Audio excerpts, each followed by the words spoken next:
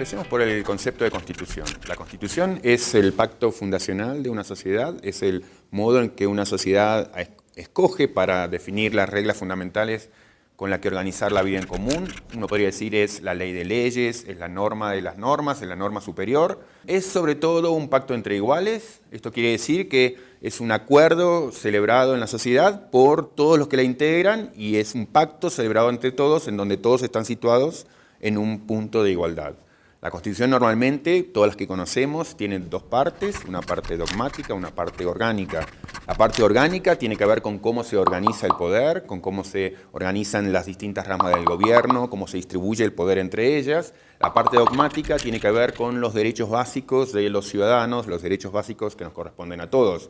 Y dependiendo de las tradiciones políticas de cada sociedad, esas diferentes partes se han organizado de distinto modo. En América Latina, la influencia principal ha venido yo creo que de tres fuentes, sobre todo. Una es la Revolución Norteamericana, otra es la Revolución Francesa y otra tiene que ver con la tradición hispánica.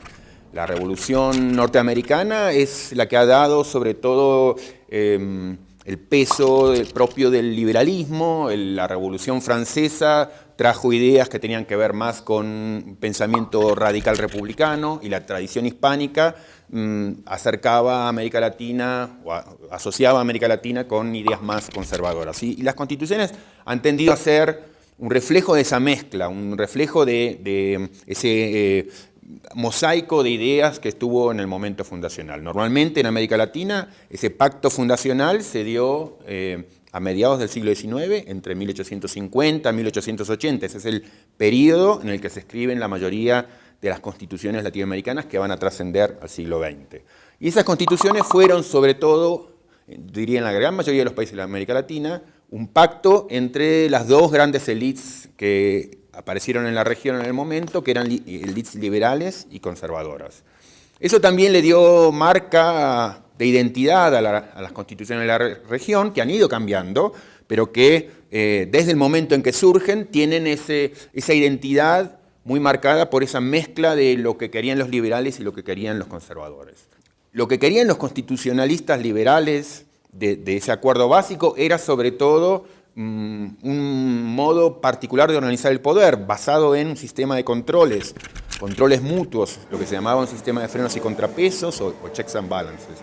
¿Por qué? Porque tenían miedo de lo que llamaban los dos grandes monstruos de la época, que eran la tiranía y la anarquía. Querían escapar de esos dos grandes monstruos. Entonces, por eso que se preocupaban muy especialmente por organizar el poder de un modo muy basado en controles y al mismo tiempo garantizar ciertos derechos fundamentales para todos. En particular, en relación con la Iglesia y el Estado, querían dar una protección muy importante a la libertad de pensamiento, a la libertad de ideas, a la libertad religiosa. Ahora, como decía, digamos, en América Latina, esas ideas liberales aparecieron en conjunto con ideas conservadoras. Entonces, cuando llegó la hora de celebrar estas constituciones, lo que querían los liberales en ese primer momento, bueno, normalmente apareció en negociación con las pretensiones de los conservadores. Por eso las constituciones que parecían orientarse en una dirección más propia del liberalismo en un primer momento, terminaron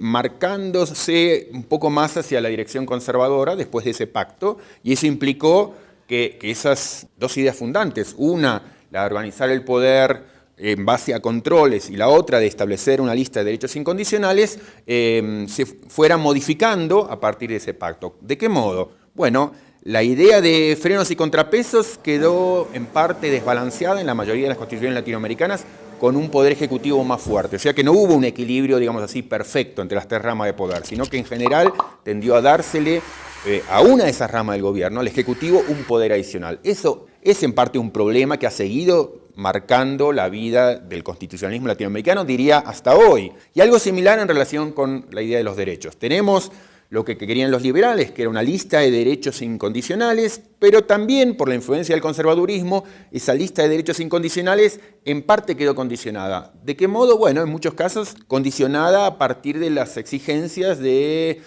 conservadurismo que tenía que ver en América Latina muy especialmente con las pretensiones de una religión. Y entonces Tenemos casos como el de la Constitución argentina que establecen al mismo tiempo lo que querían los liberales, o sea, tolerancia religiosa, libertad de ideas en el artículo 14, y al mismo tiempo toman partido en el artículo 2 de la Constitución por una religión particular que es la religión católica. O sea, esa, si quieren, esquizofrenia que muestra la Constitución es algo que es muy propio de lo que ha sido el constitucionalismo latinoamericano hasta hoy. Quería hacer un punto más abstracto y uno más concreto sobre lo dicho, centrado en esta idea de una Constitución dividida en dos partes, parte orgánica y parte dogmática. El punto más abstracto sería el siguiente, y es que esa distinción entre lo orgánico y lo dogmático, la maquinaria del poder y la parte de los derechos, remite a lo que sería la tensión principal que existe dentro de cualquier Constitución, que es, por un lado, un compromiso con una lista de derechos fuerte e incondicional, y por otro lado,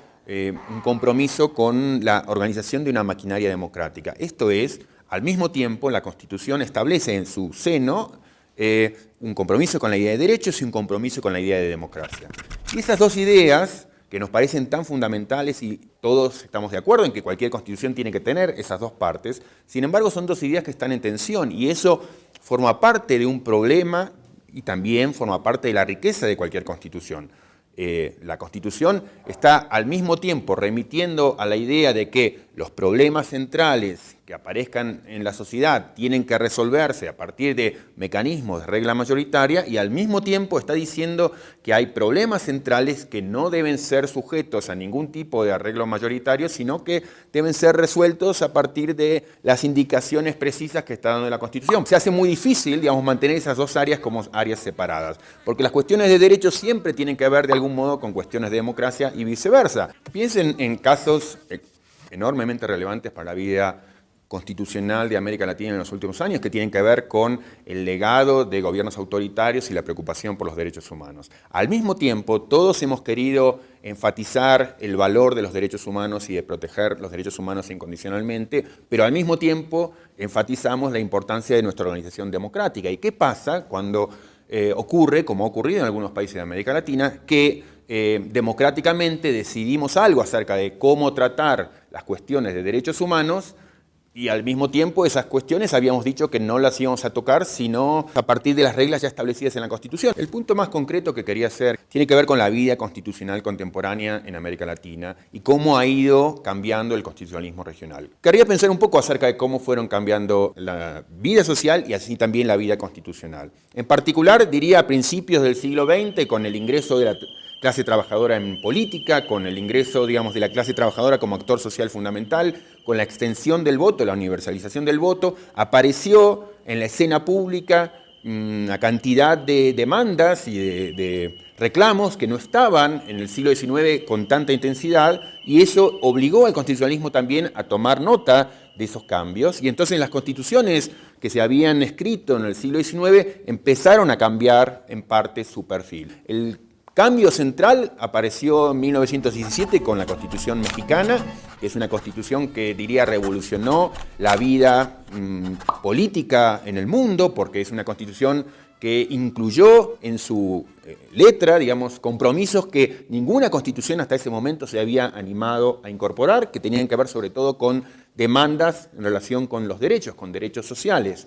Eso ha sido algo extraordinario y ha sido un gran aporte del constitucionalismo latinoamericano, diría, al constitucionalismo mundial. Desde el caso de México en adelante, Venezuela, Argentina, Brasil, Colombia, todas las constituciones fueron incorporando estos compromisos sociales. Nosotros tendimos a actualizar nuestras constituciones para dar cuenta de esas nuevas demandas, nuevos reclamos en la parte de los derechos, pero no es obvio que hayamos hecho lo mismo en relación con la otra parte de la Constitución, la parte orgánica. Esto es decir, que de las dos partes de la Constitución, es mi impresión, hemos actualizado de un modo muy interesante una, de modo tal de dar cuenta de los cambios sociales que se habían dado en todas nuestras comunidades, pero no estoy seguro de que hayamos hecho los esfuerzos necesarios para actualizar, como merecían actualizarse, la otra parte de la Constitución relacionada con la organización del poder.